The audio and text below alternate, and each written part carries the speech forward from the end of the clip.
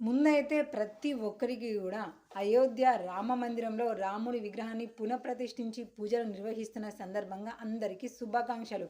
శ్రీరాముని దగ్గర నుంచి వచ్చిన అక్షింతలు మీకు అందినా అందకపోయినా ఆ అయోధ్య శ్రీరాముని ఆశీస్సులు ప్రతి ఒక్కరికి ఉండాలి. అందరిలో మంచి భావన రావాలి. ప్రతి ఒక్కరు చిన్న పెద్ద అనే ఆడవాళ్ళని చూడకుండా ప్రతి స్త్రీని కూడా గౌరవించాలి అని నేనైతే మనస్ఫూర్తిగా కోరుకుంటున్నాను అందరికీ.